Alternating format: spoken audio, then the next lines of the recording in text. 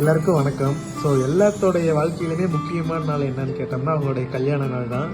So எங்களுடைய கல்யாண நாளில் என்னென்ன நடந்தது அது எல்லாமே உங்களுக்கு ஒன் பை ஒன் டீட்டெயிலாக சொல்ல போகிறோம். இந்த வீடியோ நான் ஆல்ரெடி பார்த்துட்டேனேடா அப்படின்னு கண்டிப்பாக உங்களுக்கு தோணலாம். இந்த வீடியோ நீங்கள் இது வரைக்கும் அம்மா கிட்ட குத்தில் பார்த்தது இல்லாமல் அதுக்கு மேலே என்னென்ன நடந்தது அது எல்லாமே இன்டெப்த்தாக எல்லாமே இந்த வீடியோவில் நாங்கள் சொல்லியிருக்கோம். ஸோ வீடியோ முழுசாக பாருங்கள், என்னென்ன நடந்தது எல்லாமே நான் சொல்கிறேன். மொதல் பாட்டே பொண்ணு அழைக்கிறதாங்க. பொண்ணு அழைக்கிறதுக்கு நான் காலையிலேயே நேரமாக எழுந்திரிச்சு பொண்ணுனா ரெடியாக லேட் ஆகுவாங்கன்னு சொல்லிட்டு முன்னாடி ரெடியாக சொல்லிட்டாங்க. ரெடி ஆகிட்டு வருவாங்கன்னு வெயிட் பண்ணோம். கடைசியில் வந்துட்டாங்க. வந்தோடனே எங்கள் வீட்டு பக்கத்தில் இருக்கிற நெய்பர்ஸ் அப்புறம் சொந்தக்காரங்க எல்லாருமே அவங்களை இன்வைட் பண்ணாங்க.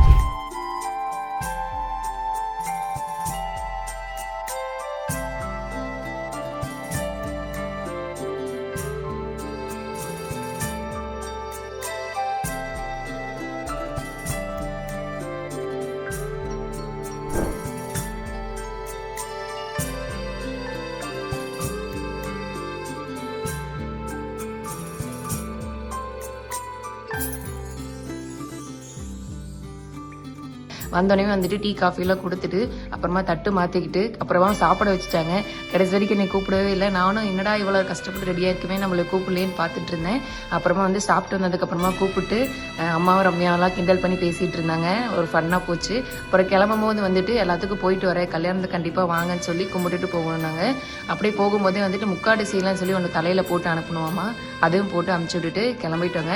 இவன் கேப் தான் புக் பண்ணியிருந்தாங்க. கேப்லேயே போயிட்டோம். போய் எங்கள் வீட்டு பக்கத்தில் ஒரு விநாயகர் கோயில் இருக்குது, அங்கேயும் சாமி கும்பிட்டு அப்புறம் அவங்க வீட்டு பக்கத்துலேயே ஒரு விநாயகர் கோயில் இருக்குது, அங்கேயும் சாமி கும்பிட்டு அங்கேயே வெயிட் பண்ணோம். அங்கேயே மாலையெல்லாம் போட்டு ஆரத்தி எடுத்து உள்ளே கூட்டிகிட்டு போனாங்க.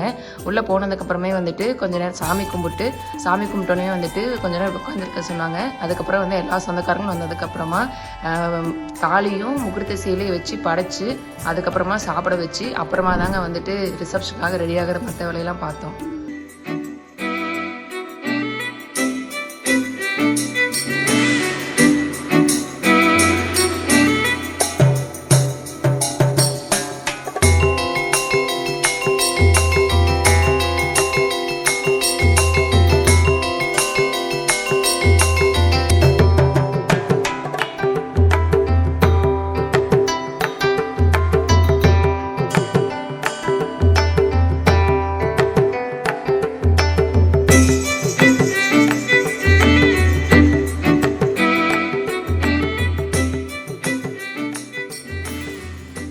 ஃபைனலாக ஜீவிதா நம்ம வீட்டுக்கு கூட்டிகிட்டு வந்துட்டாங்க. அதுவும் இல்லாமல் காலையிலேருந்து சாப்பிடக்கூடாதுன்ட்டாங்க, விரதத்தில் தான் இருக்கணும் அப்படின்ட்டாங்க. நான் எப்பயுமே 8 மணிக்கெலாம் சாப்பிட்ருவேன். இன்னைக்குன்னு பார்த்து மதியானம் 3 மணி ஆகியும் அவங்க வரவே இல்லை. செம்ம பசி, எப்படா சாப்பாடு போடுவீங்கன்னு தான் உட்காந்துட்டு இருந்தோம். சாப்பாடும் போடாமல் அந்த தாலி அப்புறம் சேலையெல்லாம் வச்சு பூஜை பண்ணதுக்கப்புறம் தான் சாப்பாடு அப்படின்ட்டாங்க.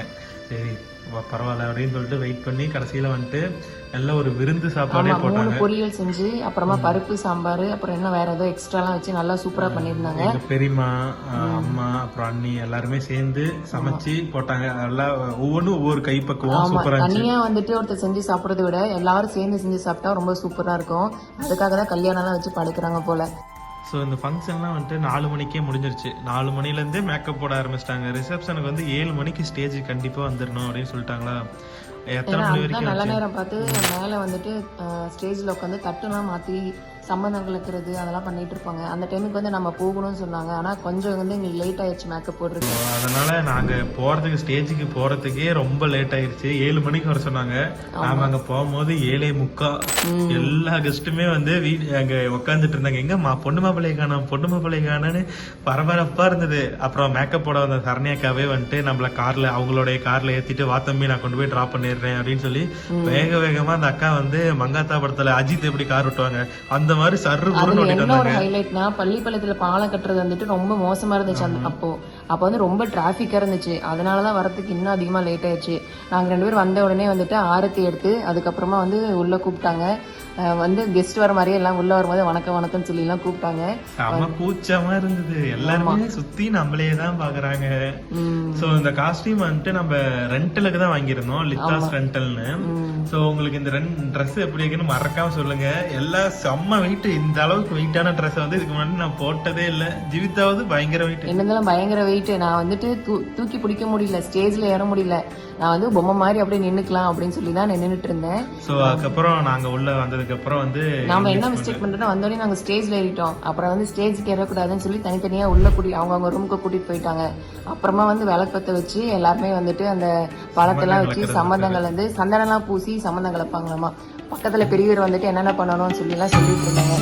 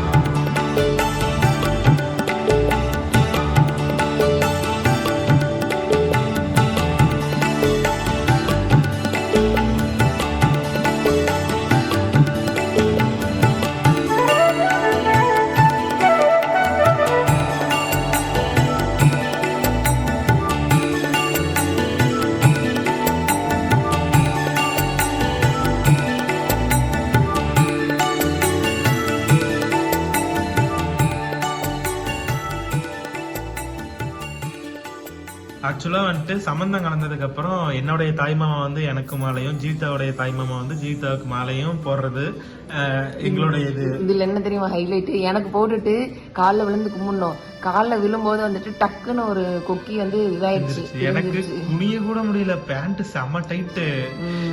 பரவாயில்ல, வந்தவங்களாம் வந்துட்டு வேண்டாம் தம்பி காலையில வேண்டாம் அக்கா ரொம்ப நன்றி, மாமா ரொம்ப நன்றி மனசுக்குள்ளாரையே சொல்லிக்கிட்டேன். ஏன்னா ஒவ்வொரு டைமும் குனிஞ்சு குனிஞ்சு எந்திரிக்கும் போது பேண்ட் செம்ம டைட்டு, அப்படியே பேண்ட் எப்படா கிளியும் அந்த மாதிரி தான் இருந்துச்சு. அப்புறம் இந்த மாலையை பத்தி சொல்லி ஆகணும், நான் மாலை ஆர்டர் பண்ணும் போது கொஞ்சம் விலை அதிகமா இருக்கும் தம்பி அப்படின்னாங்க. சரி என்ன ஒரு 2000-3000 அதிகமா இருக்கும்னு நான் நினைச்சேன். ஆனா அந்த மாலையோட விலை பில்லு வந்ததுக்கு அப்புறம் நல்லா ஷாக் ஆயிட்டேன். விலை என்னன்னு உங்களுக்கு தெரிஞ்சா மறக்காம கமெண்ட் பண்ணுங்க. இந்த மாலையை நான் தனியா காமிக்கிறேன், என்ன விலை வரும்னு நீங்களே கெஸ் பண்ணுங்க. வீடியோ கடைசியில நான் ரேட்டு சொல்றேன். ஆமா.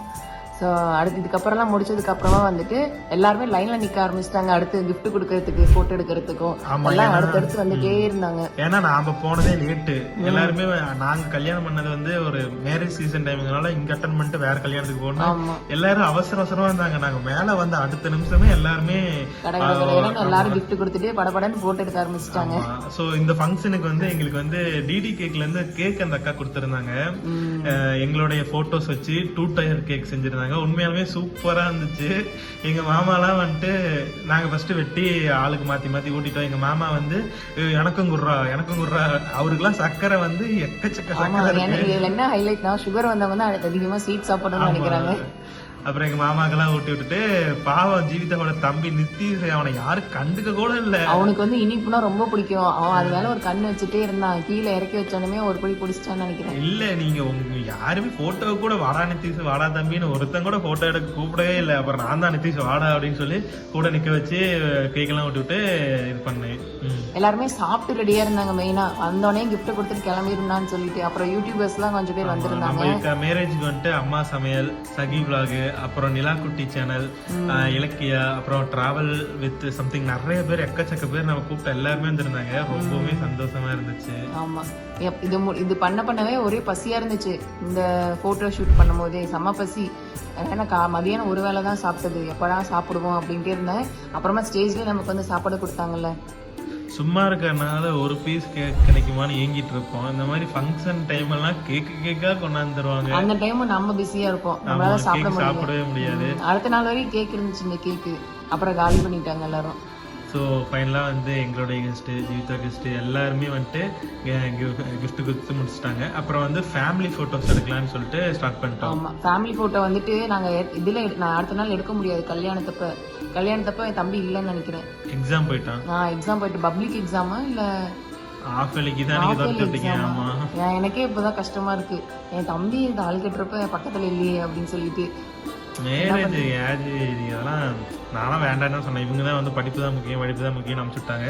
தென் வந்துட்டு தாய் மாமா ஃபேமிலி, அப்புறம் என்னுடைய ஃப்ரெண்ட்ஸ் வந்துட்டு எல்லாரும் வந்திருந்தாங்க. ஸோ அவங்க கூட நின்றுலாம் ஃபோட்டோஸ் எடுத்துட்டு இருந்தேன். அப்புறம் ஜீவிதாவோட ஃப்ரெண்ட்ஸ் எல்லாருமே வந்திருந்தாங்க. காலேஜ் ஃப்ரெண்ட்ஸ் வந்திருந்தாங்க, ஸ்கூல் ஃப்ரெண்ட்ஸ் வந்திருந்தாங்க. அப்புறம் வந்துட்டு என் கூட படித்த பிடெக்கில் படித்த என் ஃப்ரெண்டு ஸ்வாதி, அப்புறமா என்னோட ரொம்ப க்ளோஸ் அத்தை பொண்ணு வந்து தேன்மொழி எல்லாரும் வந்திருந்தாங்க. ஸோ எனக்கு வந்து ரொம்ப ஹாப்பியாக இருந்துச்சு. ஸோ அப்புறம் வந்துட்டு மேலே வந்து டின்னர் செக்ஷன் கூட்டு போயிருந்தோம். பஃபே சிஸ்டம் தான் வச்சிருந்தாங்க போல. நாங்கள் பார்க்கவே இல்லை, மேலேயே போகவே இல்லை. என்ன நடந்ததுன்னு கூட எங்களுக்கு தெரியாது. நாங்கள் எங்களுக்கு கீழே தட்டில் சாப்பாடை கொண்டு வந்து கொடுத்துட்டாங்க. நாங்கள் கீழே தான் உட்காந்து சாப்பிட்டோம். இந்த டிஷ் வெரைட்டி எல்லாமே கொடுத்துருப்பாங்க போல. அப்புறம் மேரேஜுக்கு வந்து ஸ்பெஷலா வந்து வாட்டர் பாட்டில்ல வந்து எங்க போட்டோஸ் போட்ட மாதிரி நாங்க அரேஞ்ச் பண்ணியிருந்தோம். எல்லாருமே நல்லா இருந்தாங்க. மேல வந்து சாப்பிட போயிட்டு இருக்கு கீழே இன்னும் போட்டோஸ் எல்லாம் போயிட்டே இருக்கு. அப்படியே எல்லாம் முடிச்சு சாப்பிட வச்சுட்டு மறுபடியும் போட்டோஸ் எடுக்க வந்திருந்தாங்க. கொஞ்சம் பேர் வெயிட் பண்ணாங்க. அவங்களுக்கும் போட்டோஸ் எல்லாம் எடுத்துட்டு கிஃப்ட் எல்லாம் வாங்கிட்டு, இதுல பெரிய கூத்து என்னன்னா அடுத்து போட்டோகிராஃபரோட செஷனு. போட்டோகிராஃபர் வந்துட்டு கூட்டிட்டு போயிட்டு சரி நம்ம தூங்க விட்டுருவாங்கன்னு நினைச்சா 12-1 மணி வரைக்கும் எல்லாம் சமையல்காரங்களே வந்துட்டு தூங்க ஆரம்பிச்சிட்டாங்க. ஆக்சுவலாக வந்துட்டு 2 ஃபோட்டோகிராஃபர் நாங்கள். ஒன்று வந்துட்டு ஃபோட்டோ கிளிப்ஸ்னு நமக்கு அஃபிஷியலாக ஃபோட்டோ எடுக்க வந்தவங்க. இன்னொன்று வந்து என்னோட ஃப்ரெண்டு வந்து இப்போ தான் ஃபோட்டோ ஸ்டுடியோ ஸ்டார்ட் பண்ணியிருக்கேன், ட்ரீம் ரிப்ளிக்கானு ஸ்டார்ட் பண்ணியிருக்கேன்டா, நானும் வந்து எடுக்கிறேன்டா, எனக்கு பேமெண்ட்லாம் வேணாம், நான் என்னோட சாட்டிஸ்ஃபேக்ஷனுக்காக எடுக்கணும் அப்படின்னு வந்துட்டான். என்ன பிரச்சனைனா எனக்கு போஸ்ட் கொடுக்க மாட்டேங்கிறேன்னு 2 ஃபோட்டோகிராஃபரும் வாங்க வாங்க வாங்கன்னு 2 பேருமே கூப்பிட்டதுனால செம்ம டயர்ட் ஆயிடுச்சு. ஆனால் 2 பேர்த்துக்குமே ஃபோட்டோஸ் வந்து நம்ம போஸ்ட் கொடுத்து டயர்ட் ஆகிட்டோம். இதில் வந்து நார்மலான ட்ரெஸ் இருந்தா பிரச்சனை இல்லை. நம்ம வந்து ஹெவி மேக்கப், தலையில வந்துட்டு எக்ஸ்ட்ரா எக்ஸ்டென்ஷன்லாம் வச்சு ட்ரெஸ் செம வெயிட்டு இதெல்லாம் பண்ணிட்டு அதுவும் தூக்கம் இல்லாம நம்ம பண்ணிட்டு இருந்ததுனால ரொம்ப முடியல. போட்டோஸ்லாம் எப்படி வந்துச்சுன்னு இன்னும் பார்க்கவே இல்லை.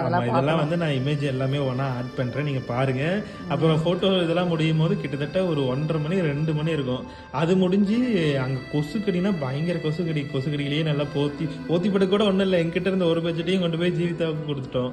அப்புறம் நானும் என்னோட ஃப்ரெண்டு சூர்யாவும் தான் படுத்திருந்தோம். அங்கே வந்து ஜீவிதா தங்கச்சியும் படுத்திருந்தாங்க. அப்புறம் அப்பா அம்மா எல்லாருமே 2 மணிக்கு வந்துட்டாங்க நலங்கு வைக்கணும்ட்டு.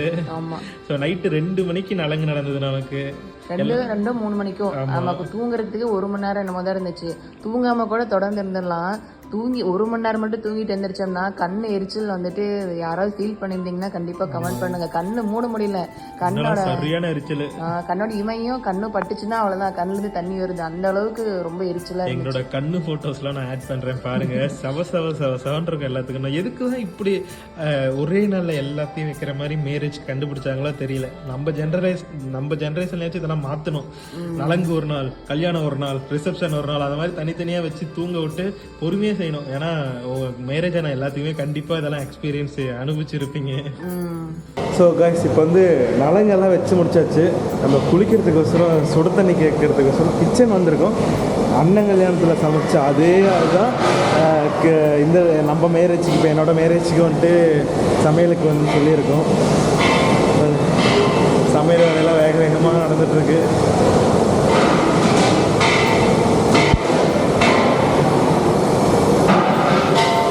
இந்த வீடியோ வந்து நீங்கள் கண்டிப்பாக முழுசாக பார்த்துருப்பீங்க. உங்களுக்கு இந்த வீடியோ பிடிச்சிருந்துன்னா மறக்காமல் லைக் பண்ணி ஷேர் பண்ணி சப்ஸ்கிரைப் பண்ண மறந்துடாதீங்க. அடுத்த வீடியோவில் வந்துட்டு நம்மளுடைய மேரேஜ் ஆனது, அதுக்கப்புறம் நிறைய இன்னும் ஃபன் ஈவெண்ட்ஸ்லாம் நம்ம மேரேஜில் நடந்துருந்தது, அதெல்லாம் அடுத்த வீடியோவில் வரும். ஸோ கண்டிப்பாக பார்ட் 2 என்ன கமெண்ட் பண்ணுங்கள். அடுத்த வீடியோவில் பார்க்கலாம். Tata bye by.